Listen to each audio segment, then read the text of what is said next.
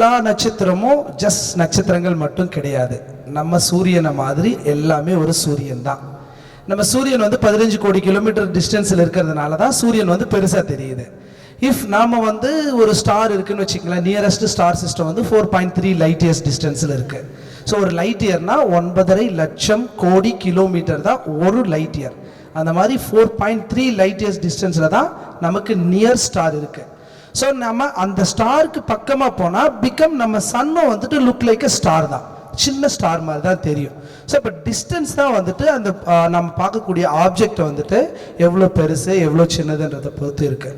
Moon வந்து நமக்கு பெருசாக தெரியுதுன்னா காரணம் மூன் வந்து நம்ம பூமியிலிருந்து 3,84,000 கிலோமீட்டர் டிஸ்டன்ஸில் தான் இருக்குது. ஸோ அதனால தான் வந்து மூன் பெருசாக இருக்குது, ஸ்டார்ஸ்லாம் சின்னதாக இருக்குது. ஸோ அதனால வந்து மூன் பெருசு ஸ்டார்ஸ்லாம் சின்னதுனால கிடையாது. நம்ம பார்க்குற மோஸ்ட்லி நிறைய ஸ்டார்ஸ் எல்லாமே நம்ம சன்னை விட பெரிய ஸ்டார்ஸ் தான். எப்படி நம்ம சொல்கிறோன்னா, ஒரு 1 லைட் இயர்ஸ் டிஸ்டன்ஸை நம்ம ட்ராவல் பண்ணி போயிட்டு நம்ம சன்னை திரும்பி பார்த்தாலே சன்னு தெரியாது.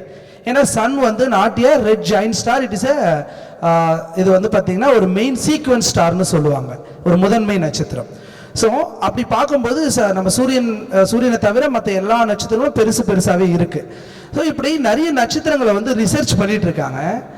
இது வரைக்கும் ஒரு 5000 கிரகங்களை வந்து கண்டுபிடிச்சிருக்காங்க. நம்ம சோலார் சிஸ்டமில் 8 கிரகங்கள் இருக்குது. 9 இருந்துச்சு, 2006 வந்துட்டு ப்ளூட்டோவை ரிமூவ் பண்ணிட்டாங்க. ஸோ அதை தாண்டி வந்து மற்ற ஸ்டார் சிஸ்டமில் பிளானட்ஸை வந்து டிஸ்கவரி பண்ணும்பொழுது ஒரே ஒரு பிளானட்டில் கூட மரங்களோ செடிகளோ தண்ணியோ எதுவுமே கிடையாது.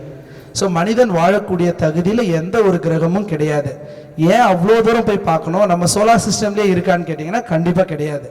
ஸோ மார்ஸ் வந்து கிட்டத்தட்ட இருந்தாலுமே அங்கே வந்துட்டு மனிதனால் சர்வைவ் பண்ண முடியாது. ஈவன் ஒரு சின்ன ஒரு மைக்ரோசெல் இருக்கக்கூடிய ஒரு சின்ன உயிரினம் கூட அங்கே சர்வைவ் பண்ண முடியாது. பிகாஸ் அந்த இடத்துல வந்து சூழ்நிலை நமக்கு ஏற்றது போல கிடையாது.